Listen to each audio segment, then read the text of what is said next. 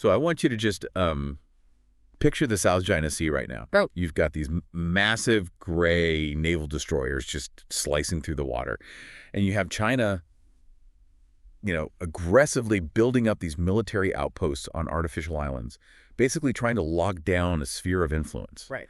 And then you have Taiwan operating as this independent democracy, knowing full well that just across the strait, Beijing views them as a breakaway province. Yeah, it's incredibly tense. Right. And hovering over all of this, you have the United States flying reconnaissance planes, running freedom of navigation, naval exercises, just trying to project dominance while also balancing this massively complicated trade relationship with China. Exactly. And on the surface, when you watch the evening news, it looks like this grand, impersonal geopolitical chess match. I mean, it just looks like metal ships and giant, faceless nation-states moving pieces on a board. Yeah, but that's the ultimate illusion of international relations, right? So? Well, we use these shorthand terms like China did this or Washington responded with that, and it completely tricks our brains into thinking of these countries as single, monolithic robots.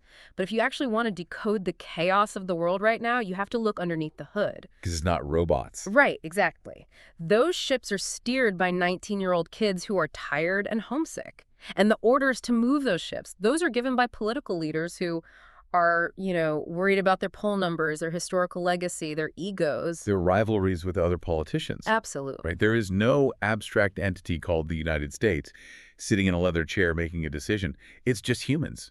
It's human psychology, it's human behavior, and, frankly, human flaws. Which is exactly what we are dissecting today in this deep dive. Because if you want a shortcut to actually being well-informed, to understanding why people, from a president in a war room all the way down to the guy putting a political sign in his front yard, why they do what they do, you have to smash two worlds together. Okay, I'm ready. What are the two worlds? You have to take the lofty, high-minded dreams of political philosophy, the ought, how things should be, and violently collide it with the messy, irrational, down-and-dirty reality of human psychology. The is. The ought and the is. Yeah. You really cannot understand the geopolitics of the South China Sea or, a local city council meeting without understanding both. Okay, let's unpack this. Let's start with the ought, the dreams, the aspirations.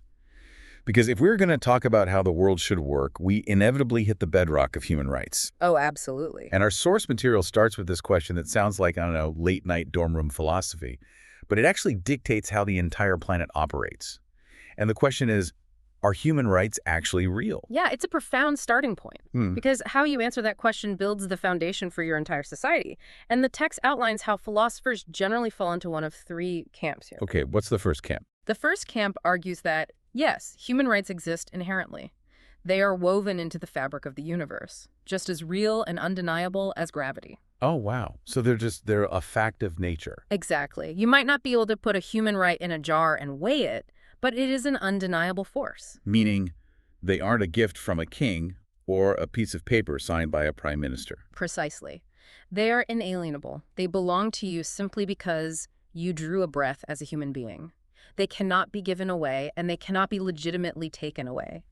Thinkers throughout history have argued these rights come from God, or from the natural order of the world, or from our unique human capacity for reason. It's like the ultimate baseline. Right.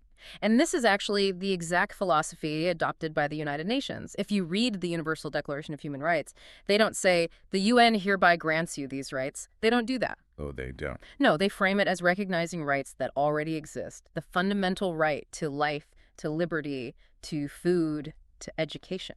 Okay, but I have to push back on the gravity analogy here. Go for it. Because gravity pulls on me, it pulls on you, it pulls on someone in Tokyo, and it pulls on someone in Nairobi exactly the same way. It is universal and it's completely inescapable. But if I just look out the window or look at any history book, human rights clearly do not pull on everyone equally. Sure. I mean, you have billions of people living in extreme poverty, facing state violence, enduring discrimination. So if human rights are this inherent law of the universe, well, the universe is doing a terrible job enforcing them. And that glaring contradiction right there leads directly to the second philosophical camp.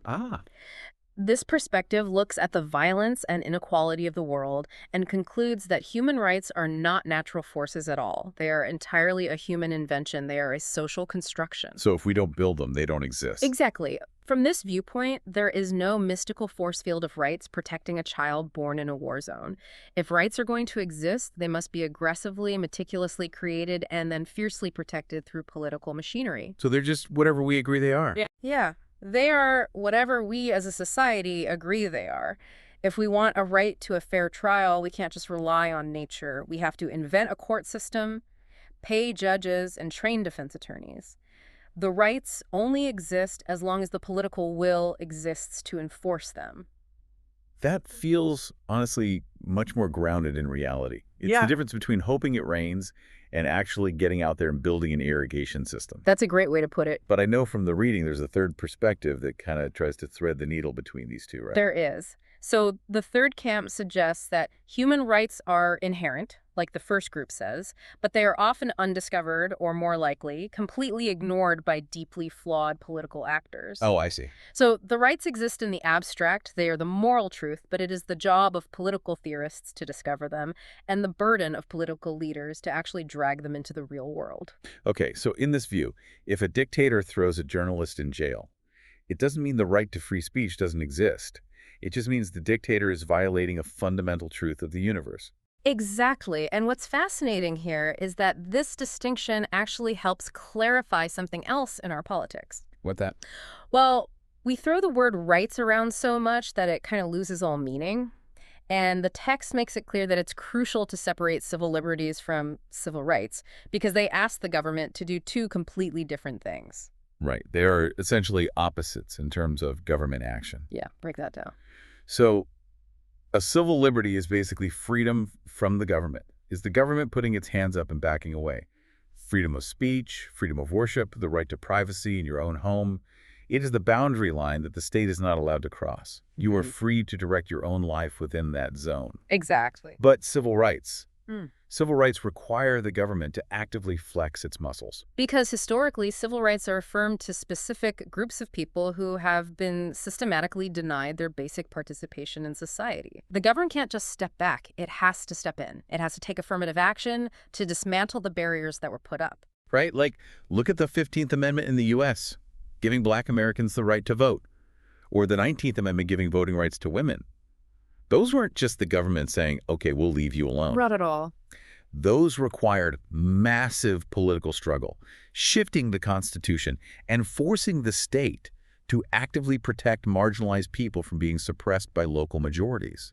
I mean, it required enforcing the right at the ballot box. Which goes right back to your pushback about gravity. You don't have to march in the streets for decades and face police dogs to get gravity to work. Yeah, gravity just happens. Right.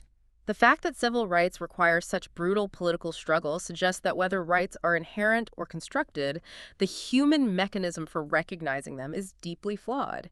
And this isn't just some ivory tower debate. How a nation's leaders answer this question, where do rights come from, dictates their entire approach to governance. How so?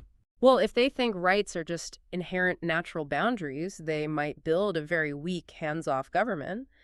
But if they believe rights must be constructed and enforced to exist, they will build expansive, really powerful institutions. Wow. And, if we can't even agree on the metaphysical origins of our rights, it's no wonder that we tear each other apart trying to figure out how to distribute actual physical resources. Oh, absolutely. Because if we're building a society, we have to figure out how to slice the pie. And this brings us right into the battlefield of social justice. It is arguably the most contentious battlefield in domestic politics, because social justice simply means the equitable or fair distribution of opportunities, resources, and rights within a community. And everyone loves the word fair. Everyone loves it until you ask them to define it. Right. Because fair means violently different things depending on which philosophical lens you are looking through. Western political thought has generated several competing blueprints for how to achieve this fairness, and they are, frankly, completely incompatible with each other. So where do we start? We can start with utilitarianism, which is essentially an attempt to turn morality into mathematics. I hear this constantly in economics and public policy. It's the idea of utility. Yes. Utilitarianism posits that there is really only one true measure of worth in a society, and that's human happiness or well-being, which they call utility. So, what is a just society? A just society is simply one that maximizes the net human happiness for the greatest number of people. The key word there being net happiness. It's not just making everyone smile all the time. It's literally an equation. You add up all the joy and prosperity an action creates, you subtract all the pain and suffering it causes, and if you're left with a positive number, well, it's a just action. It sounds incredibly logical, almost scientific, but the application is incredibly messy. Yeah, let's use a real-world scenario from the text to stress test this. Okay. Imagine the government of Kenya is looking at this massive tract of land, and they're deciding whether to declare it a protected national park. Now, let's run the utilitarian math on this. Let's do it. If they create the park, they preserve a stunning, irreplaceable ecosystem. They protect endangered elephants and lions. They generate millions of dollars in global ecotourism revenue, which, benefits the national economy. And millions of people around the world experience the happiness of knowing this pristine place exists. Yeah. And tourists experience the joy of actually visiting it. Right. That is a massive amount of positive utility. But you have to do the subtraction. What is the negative utility? Yeah. To create that park, the government has to ban all agricultural development on that land. And more importantly, they have to physically displace the indigenous people, the local tribes who have lived and grazed their cattle on that land for generations. Yeah. For those specific people, this policy destroys their homes, their livelihoods, and their ancestral connection to the land. It creates an almost immeasurable amount of profound, devastating unhappiness for a small group. So if the happiness of 10 million tourists outweighs the utter devastation of 10,000 locals, the utilitarian says you build the park. The math demands it. That is the harsh reality of the framework. Utilitarianism is totally willing to sacrifice the well-being of the few if it elevates the well-being of the many. That feels really cold. It can be. But before we judge it too harshly, we have to realize that almost every government on Earth operates using a form of this. Cost-benefit analysis is just applied utilitarianism. Like when a city decides to build a new highway. Exactly.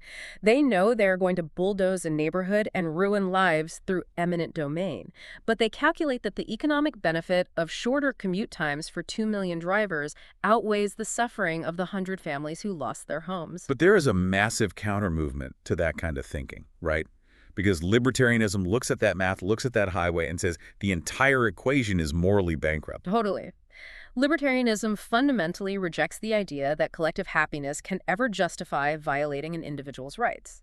To a libertarian, you are an autonomous individual, and your rights, especially your right to liberty and property, are absolute. They form an impenetrable wall around you. Okay, let's test this one with Robin Hood. Right. We all know the story. He steals gold from the obscenely wealthy, hoarding Prince John, and he gives it to the starving peasants in Sherwood Forest. Now, the utilitarian looks at Robin Hood and says, hero, because Prince John is slightly annoyed he lost some gold, but 100 peasants get to eat and survive the winter. Net happiness goes through the roof. But the libertarian looks at Robin Hood and says, criminal. Really? Yes. It does not matter how much happiness the stolen gold generated for the peasants. You violated the fundamental property rights of the rich person. You used coercion and force to take what was not yours. To a libertarian, a just society is not one that maximizes happiness. It is one where individual liberty is maximally protected from the state and from the mob. So what does that actually mean for the government? Because taking things from people is kind of the government's whole thing. Yeah, well, to a strict libertarian, taxation is essentially state-sanctioned armed robbery. The government is threatening you with prison if you do not hand over a percentage of the wealth you generated with your own labor. Environmental regulations. That is the state coercively telling you what you can and cannot do with your own private property. Minimum wage laws. That is the state interfering with your fundamental liberty to negotiate a contract with an employer. So in this blueprint, the government is just stripped down to the absolute bare studs. It is the minimal state. The only legitimate function of government in a libertarian society is to protect those individual rights. That means you fund a police force to stop murders and thefts, a court system to enforce contracts, and a military to stop foreign invasions. That's it. What about schools and roads? Everything else, public schools, Medicare, Social Security, public parks, roads, should be privatized and left to the free market, where individuals can voluntarily choose to buy those services or not. No coercion, no theft. Okay, so we have the strict math of utilitarianism and the absolute individualism of libertarianism. Now we have to look at Marxism.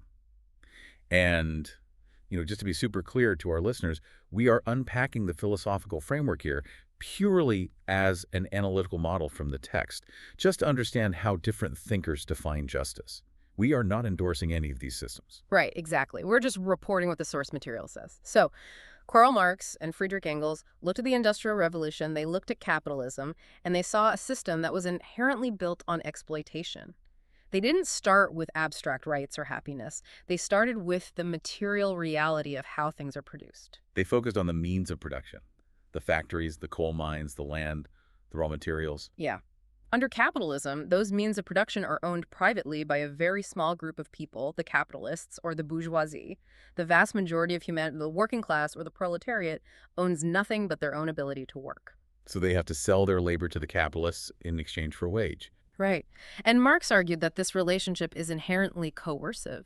The capitalist extracts surplus value, which is profit from the worker's labor. The worker is alienated from the very things they produce. And what role does the government play in this? Like, is the government supposed to be the referee trying to balance the scales? Not according to Marx. He viewed the state in a capitalist society as nothing more than a machine operated by the capitalist class to oppress the laboring class.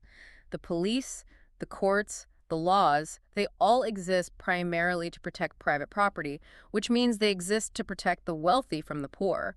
Therefore, to a Marxist, you cannot achieve social justice by simply tweaking taxes or regulations. You can't just pass a slightly higher minimum wage and call it a day. Exactly. Social justice requires a total revolution to eliminate class distinctions entirely. The ultimate goal is a communist society where the means of production are collectively owned. The guiding principle for distributing resources becomes, from each according to his abilities to each according to his needs. And the government. Well, remarkably, Marx theorized that once class conflict was eliminated, the state itself, the government, would eventually wither away because its only historical purpose was to manage class oppression. Okay, so far we've got three wildly different blueprints. But in the 20th century, a political philosopher named John Rawls dropped a total bombshell on this debate with his theory of justice. He came up with a thought experiment that is so elegant, it completely changes how you think about fairness. It's called the veil of ignorance. Yeah, it forces you to strip away all of your personal biases before you design a society. Think about it like designing the rules for a massive multiplayer virtual reality game. You and I are tasked with writing the code for this digital world. We have to decide the tax rates, the healthcare system, the criminal justice laws, everything. But here's the catch. Once we finalize the code, we are going to be permanently plugged into this game, and we have absolutely no idea what character we are going to spawn as. That is the veil. You do not know your race, your gender, your physical health, your IQ, or your family's bank account. You don't know if you will be born into a mansion in a wealthy suburb or to a single mother in a neighborhood plagued by violence and pollution. You could be the billionaire CEO, or you could be the guy sweeping the floors in his factory. If you don't know who you are going to be, how do you design the rules? Rawls argues that any rational human being standing behind that veil of ignorance would be deeply risk-averse. You wouldn't design a society with extreme, crushing poverty or systemic discrimination because the odds are you might end up at the bottom of the ladder. Therefore, Rawls concludes, people behind the veil would agree on two fundamental principles of justice. Okay, what's the first one? The first principle is that every single person must be guaranteed the exact same basic liberties and political rights. Period. You would never design a society that allowed slavery or stripped voting rights from a minority group because you would be terrified of spawning into that oppressed minority. Equal liberty is the absolute baseline. Okay, I get that. But what about economics? Because you wouldn't necessarily design a perfectly flat communist society either, right? I mean, if everyone gets paid the exact same no matter how hard they work, nobody invents the cure for cancer. Nobody builds a better smartphone. You need some incentive. Rawls completely recognized that. His second principle, which is often called the difference principle, allows for social and economic inequalities, but only under one strict condition. Which is? Those inequalities must be structured so that they provide the greatest possible benefit to the least advantaged members of society. This is fascinating. Yeah. So behind the veil, I would agree to let a brilliant surgeon or a tech entrepreneur make $10 million a year while I only make $50,000. Yes. But you only agree to that inequality if their pursuit of millions leads to medical breakthroughs that save your life, or technologies that make your daily existence significantly better. If their wealth just allows them to buy a larger yacht while you starve, well, then the inequality is unjust. The system must elevate the floor for the poorest people. It is a stunningly logical modernization of the Golden Rule, applied to the macroeconomy of an entire nation. It really is brilliant. But there is a massive blind spot here, isn't there? Yeah. I mean, we just walked through utilitarianism, libertarianism, Marxism, and Rawls. These are considered the heavy hitters of political philosophy, but they all share one glaring demographic reality. Yes, they were all constructed by Western men. Right. Men who lived in societies where they generally held the structural power. And they built these theories to be universal. They're supposed to apply to everyone, everywhere, forever. But what happens when you hand the microphone to the people who are actually being crushed by the wheels of the state? The conversation shifts dramatically. When we expand the lens, we see that for marginalized voices, non-Western thinkers, and feminist scholars, social justice is not an abstract logic puzzle. It's not some fun thought experiment about a veil of ignorance. It is a matter of physical survival and lived reality. Yeah, let's look at the African-American perspectives detailed in the source. We are talking about brilliant thinkers operating within a country that proudly declared liberty and justice for all in its founding documents, while legally enslaving them and then systematically brutalizing them through Jim Crow laws. For them, justice wasn't an academic debate. It was a daily fight. Exactly. And because the reality of oppression is so complex, their blueprints for achieving justice were incredibly varied. Consider Booker T. Washington. Born into slavery in Virginia, he eventually built the Tuskegee Institute and became one of the most powerful black men in America. His philosophy was intensely pragmatic and focused heavily on economic foundation. He looked at the devastation of the post-Civil War South and argued that political agitation wouldn't feed a starving family. He believed that for Black Americans to achieve justice, they first had to make themselves economically indispensable to the nation. So he focused on trades, agriculture, industry. He basically said, we need to own the land, we need to master the skills, we need to build our own wealth. Yes, his view was that once Black Americans achieved economic self-sufficiency and property ownership, political and civil rights would naturally follow because they would command the respect of the white majority. But that wasn't universally accepted, right? Not at all. This approach faced fierce pushback from other towering intellectuals, most notably W.E.B. Du Bois. Right. Du Bois was the first African-American to earn a doctorate from Harvard. He helped found the NAACP. He looked at Booker T. Washington's strategy and basically said, this is a trap. Du Bois argued that economic power is completely fragile if you do not have the political power to protect it. I mean, think about it. If you build a successful farm, but you don't have the right to vote for the sheriff or the judge, what stops a white mob from simply taking your farm with zero legal consequences? Nothing. Exactly. For Du Bois, the idea that you should temporarily surrender the demand for civil rights and political equality in exchange for economic opportunity was disastrous. He insisted that full political representation and civil rights were the absolute non-negotiable preconditions for any form of justice. While Washington and Du Bois were debating economics and voting rights, you had Ida B. Wells addressing the most urgent, visceral horror of the era. Wells was an investigative journalist, a pioneering researcher. Her focus wasn't just on the ballot box, it was on the lynching tree. Yeah, Ida B. Wells understood that the ultimate denial of social justice is state-sanctioned murder. She traveled the South, risking her life, to meticulously document the lynchings of Black men and women. She proved with data that these murders weren't about punishing crime, as the white establishment claimed. They were acts of domestic terrorism designed to maintain white economic and political supremacy. That's incredibly powerful. It is. For Wells, social justice required dragging these atrocities into the light, exposing the complicity of the police and politicians, and demanding the physical protection of vulnerable bodies. You can't have a social contract if the state is allowing you to be murdered in the town square. Yeah. Then moving into the mid-20th century, we have Martin Luther King Jr., and I think King's philosophy gets flattened a lot today into just the I have a dream speech. But his blueprint for social justice was incredibly radical and expansive. King did not believe you could treat the symptoms of an unjust society in isolation. He saw the structural flaws of America as deeply, inextricably interwoven. He explicitly named a giant triplet of evils: racism, extreme materialism or poverty, and militarism. He argued that you can't defeat racism without also tackling the economic system that keeps people in slums. And you can't tackle poverty if the government is spending all its resources on dropping bombs halfway around the world. Exactly. For King, social justice wasn't just about integrating a lunch counter or passing a voting rights act, though obviously those were crucial.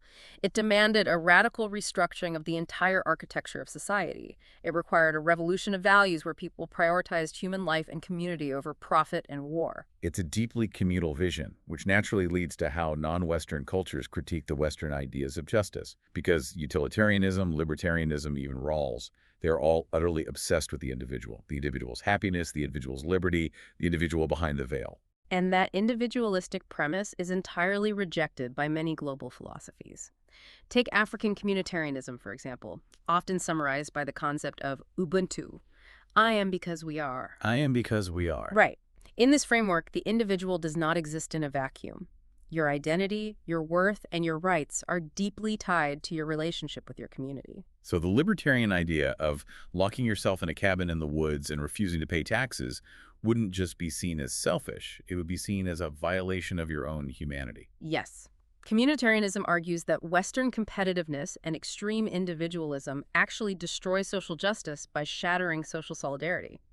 The well-being of the community is the primary concern. And we see a similar rejection of Western individualism in Islamic principles of justice. How so? In Islamic thought, justice isn't about maximizing your personal freedom to do whatever you want. It is about fulfilling your duties.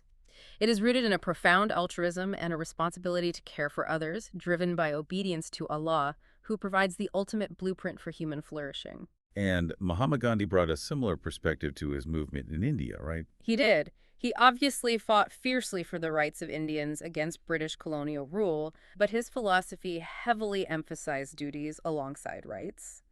He believed that if everyone only screamed about what they were owed, society would fracture.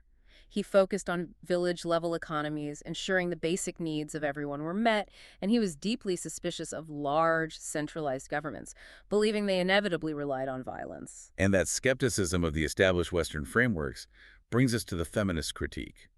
Feminist philosophers like Susan Muller-Okin have pointed out a massive structural hypocrisy in how men like Hobbes, Locke, and Rawls design their theories. Oh, this is a brilliant critique. Yeah, where did they go wrong? Well, they almost universally treated the family as a private sphere that was somehow exempt from the rules of political justice.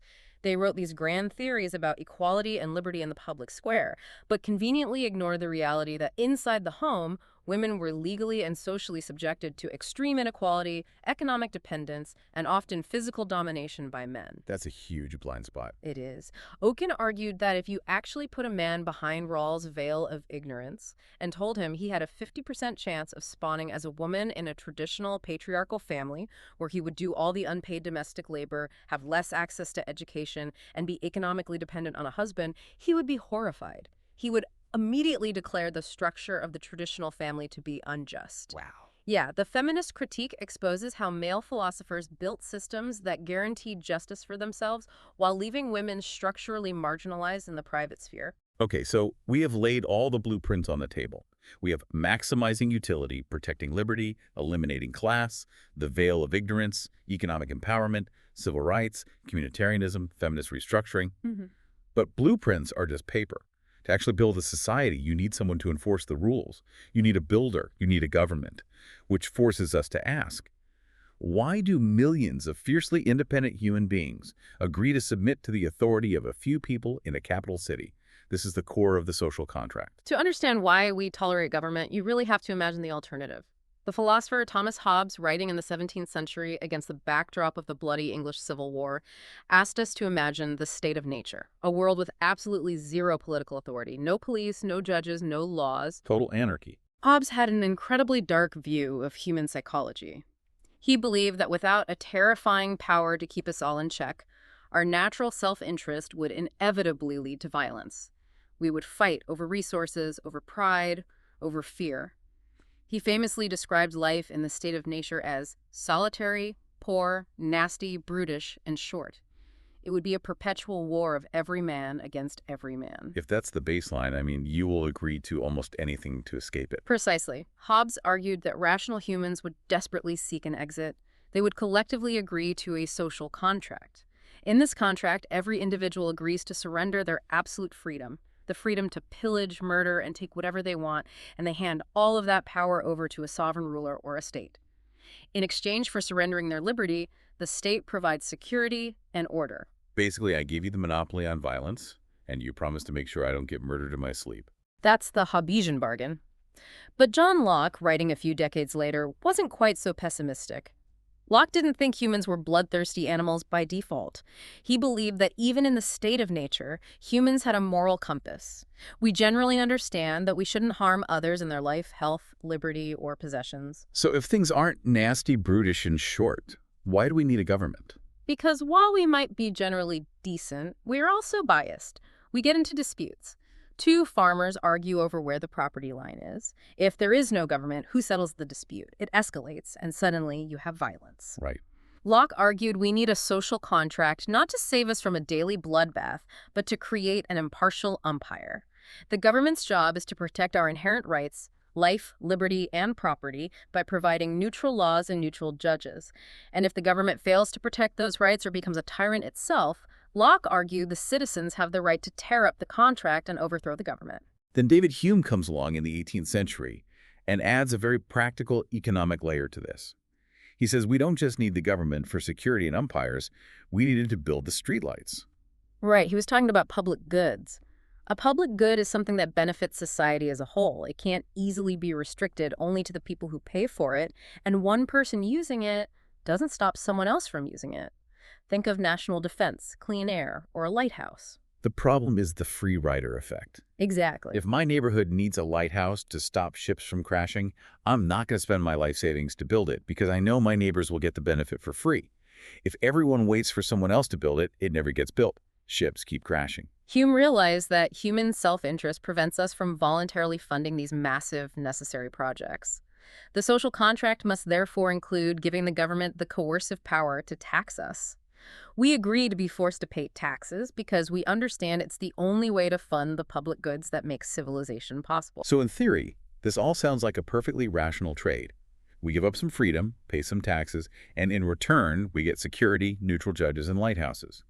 But the gap between the philosophical theory of the social contract and the brutal reality of how it is implemented is massive. Oh, it's huge.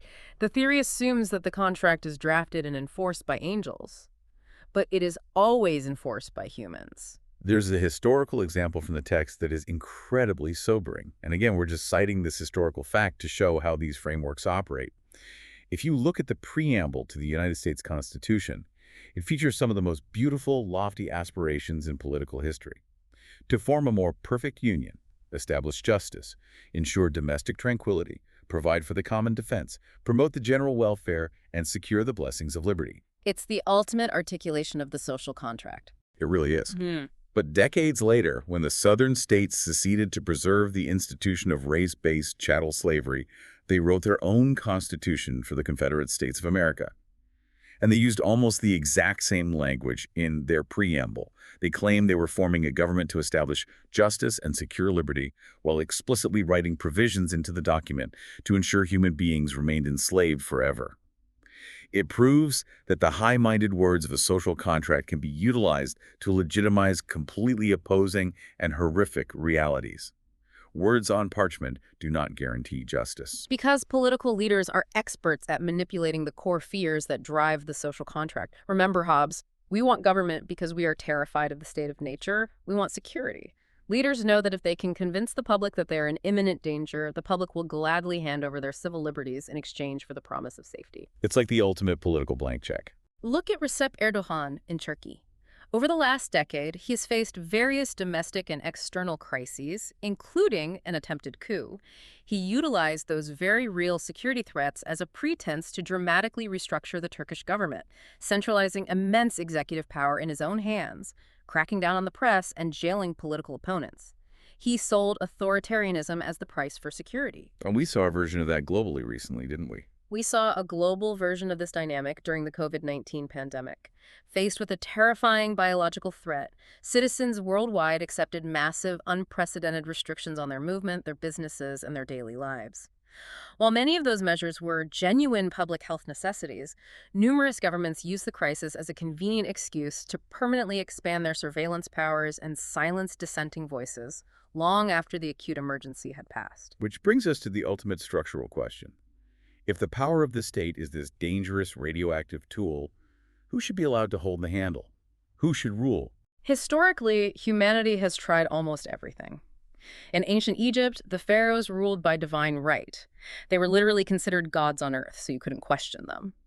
Plato argued for philosopher kings, a system where society is ruled by an elite class of intellectuals who have been rigorously trained in virtue and wisdom. In modern times, you have systems like the Chinese Communist Party, which justifies a single-party monopoly on power by claiming that only they possess the historical and scientific understanding to represent the true will of the people, circumventing the need for competitive elections. But in democracies, the theory is different. The authority doesn't come from God or from elite wisdom. It comes from the bottom up. We, the people, hold the handle.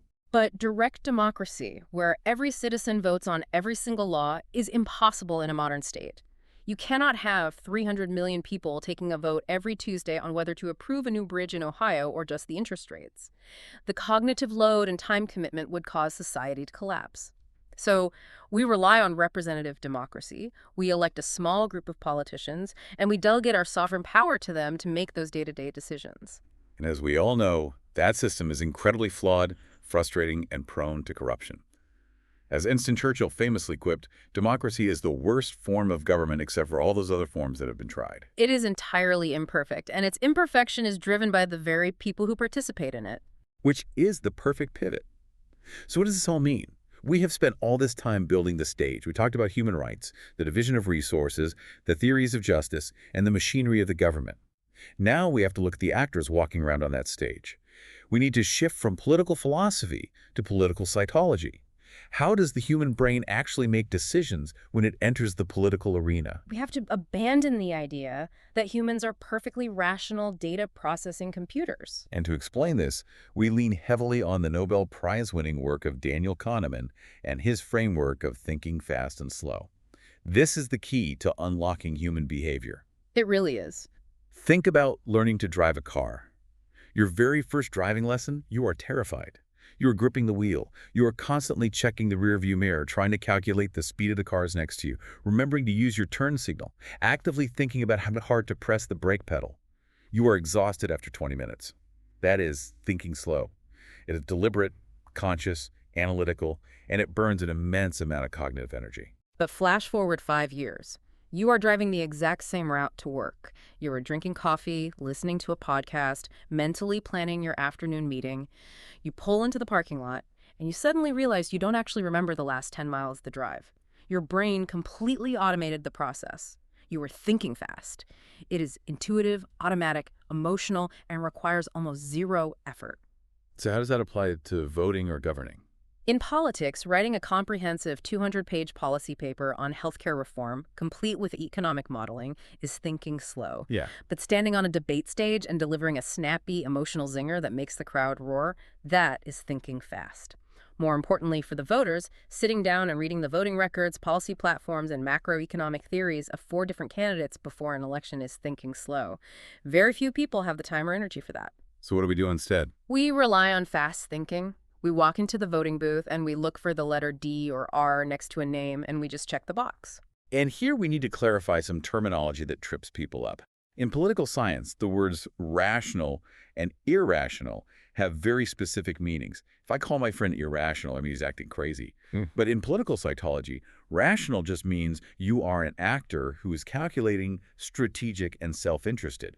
You have a goal, and you take the most efficient steps to reach it. Right. And an irrational actor in this context is not a lunatic. It simply means a person who is relying heavily on heuristics. Heuristics are mental shortcuts.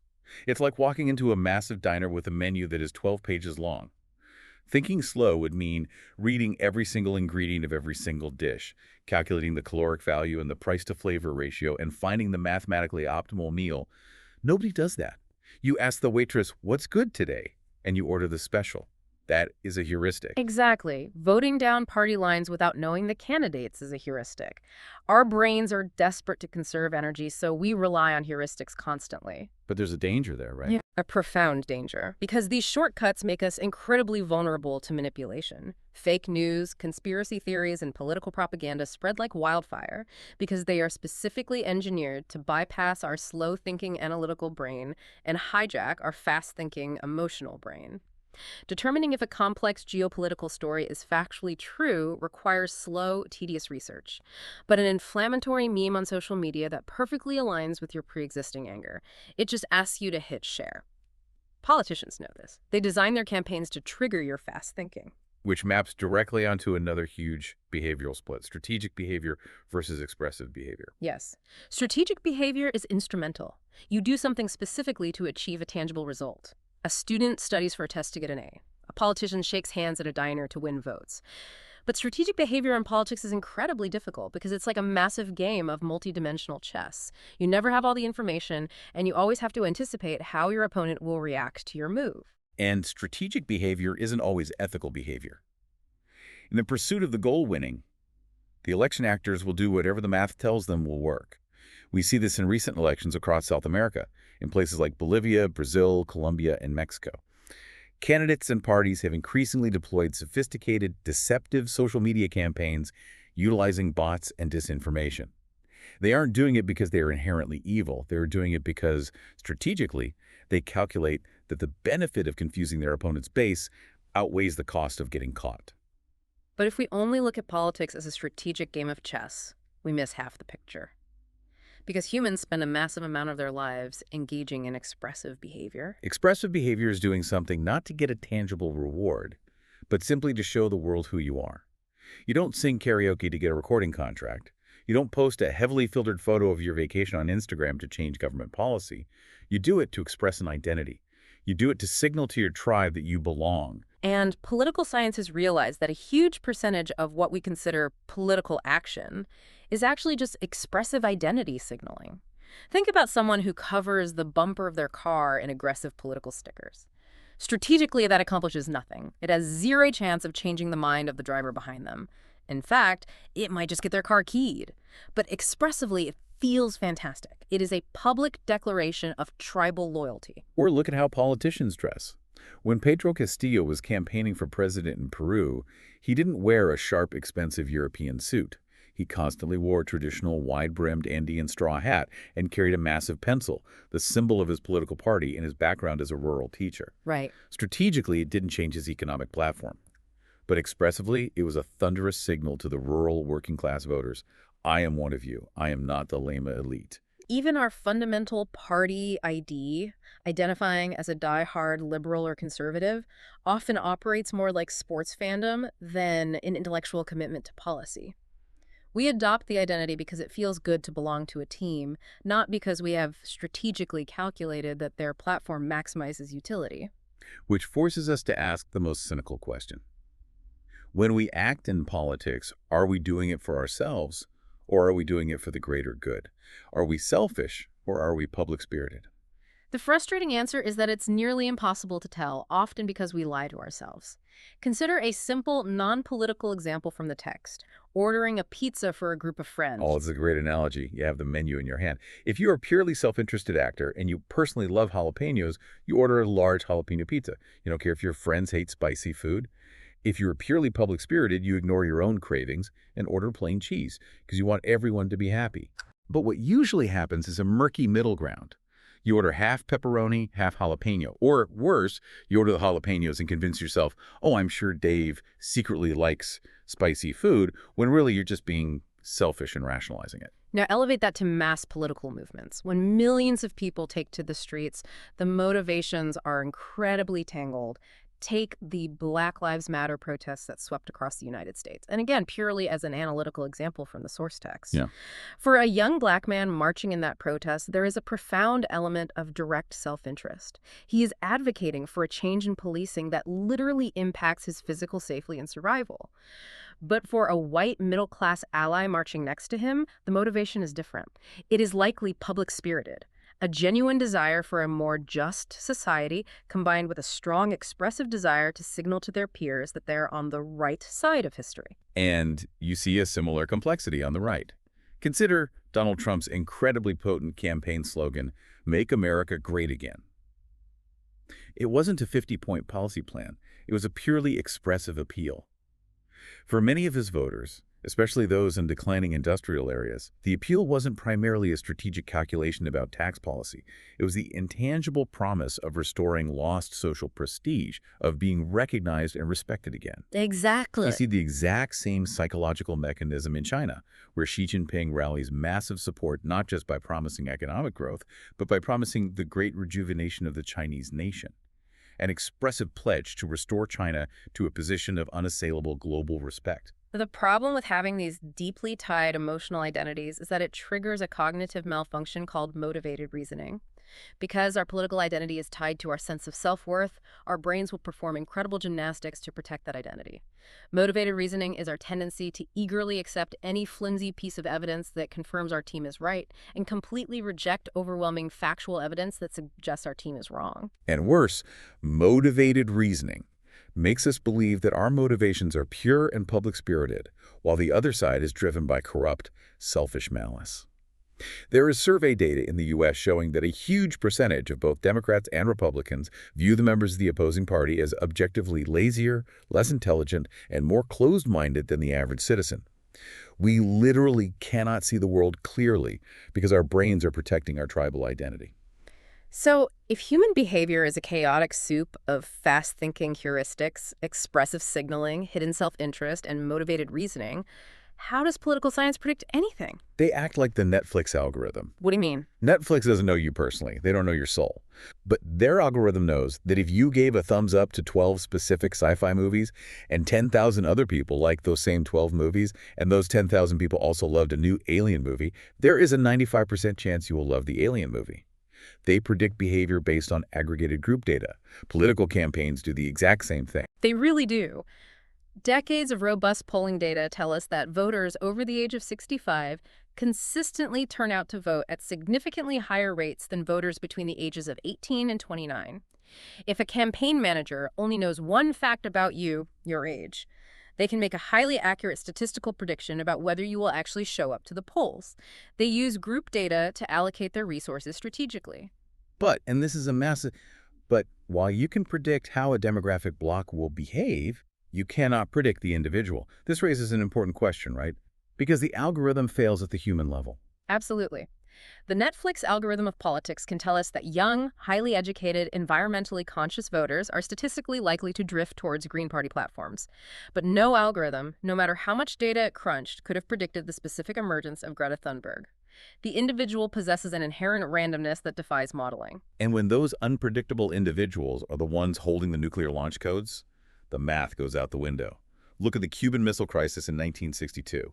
It is the ultimate terrifying example of this. The U.S. discovers Soviet nuclear missiles in Cuba, just 90 miles off the coast of Florida. President John F. Kennedy orders a naval blockade.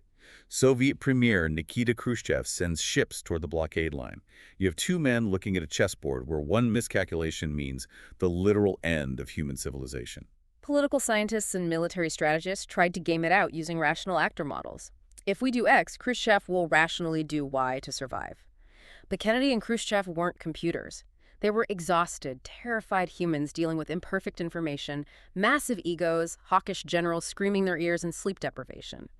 They were prone to fast-thinking emotional reactions. Decades later, Robert McNamara, who was Kennedy's Secretary of Defense during the crisis, was asked how they managed to avoid blowing up the world. He didn't point to a brilliant strategic matrix.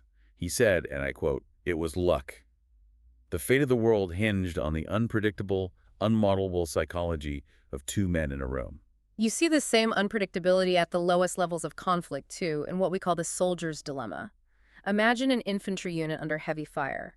Will a specific soldier stand and fight, risking death, or will they turn and flee to save themselves? Logically, the purely rational, self-interested move is always to run. Surviving is the ultimate utility. But they don't always run because of expressive behavior.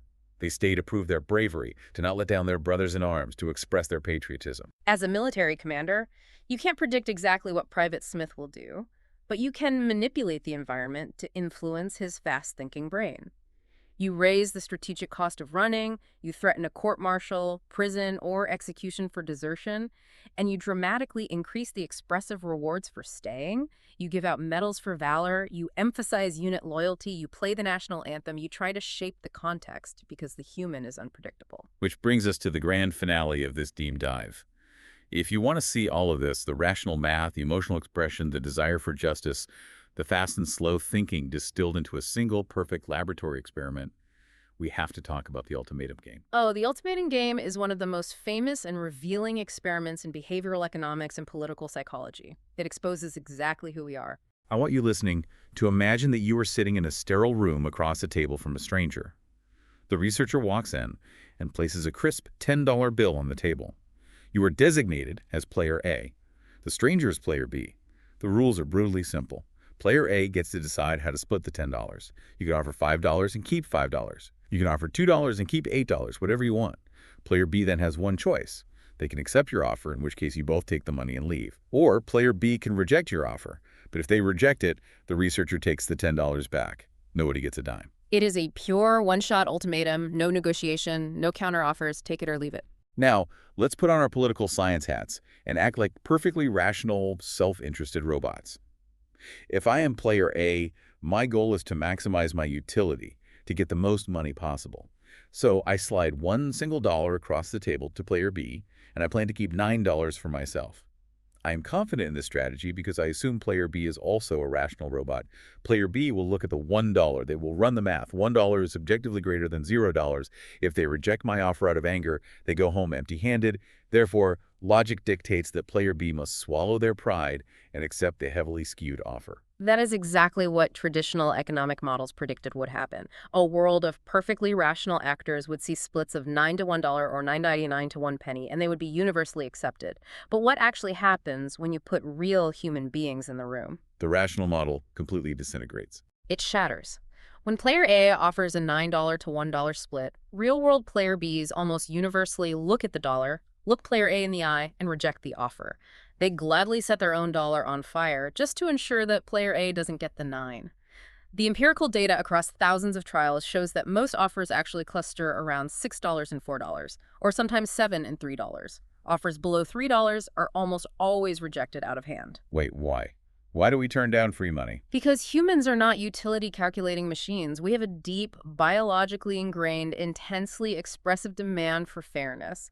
When player B sees a $9 to $1 split, their fast-thinking emotional brain screams, "This is unjust. This person is disrespecting me and taking advantage of their arbitrary power." The desire to punish that unfairness, to express moral outrage, is significantly stronger than the strategic desire to gain a single dollar. We will literally pay a financial cost to punish greed. But the brilliance of the ultimatum game is how you can tweak the context and completely change the human behavior. Context is everything. In trials where player A and player B are completely anonymous, playing on computers in different buildings, the offers tend to be slightly greedier. The veil of anonymity reduces the social pressure. But if you make them sit face to face, looking into each other's eyes, the offers get much closer to a 50-50 split. The social context of shame and empathy kicks in. And what if we change the stakes? What if the researcher doesn't put down $10, but puts down $1 million?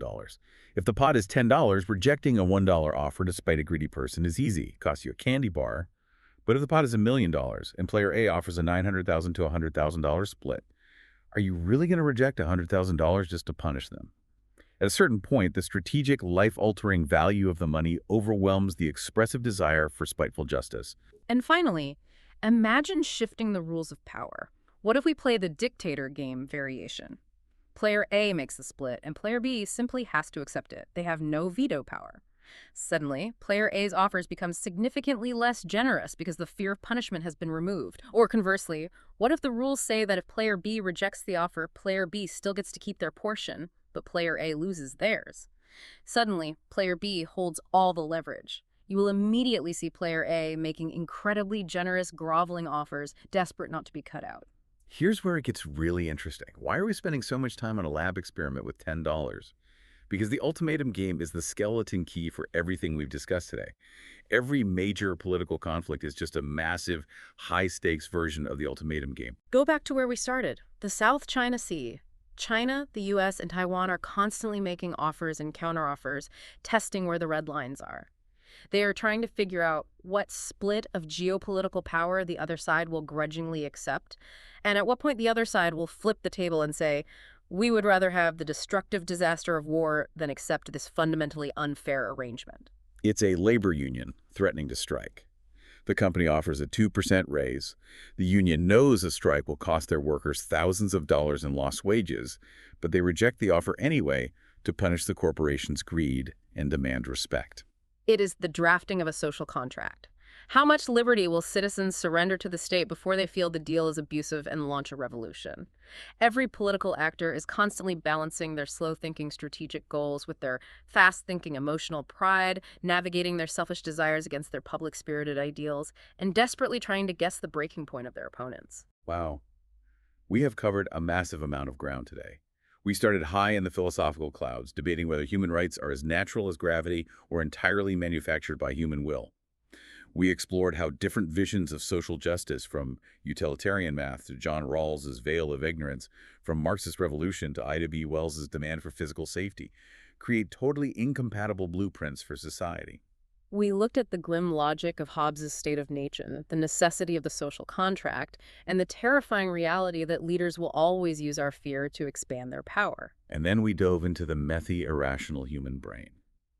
We saw how our reliance on fast-thinking heuristics makes us vulnerable, how our political choices are often just expressive fashion statements, how motivated reasoning blinds us to our own hypocrisy, and how the ultimatum game proves that our demand for fairness will always disrupt the cold calculations of strategy. So the next time you look at the news, don't just get bogged down in the text of a bill or the stated goals of a military maneuver. Look underneath the hood. Look at the behavior.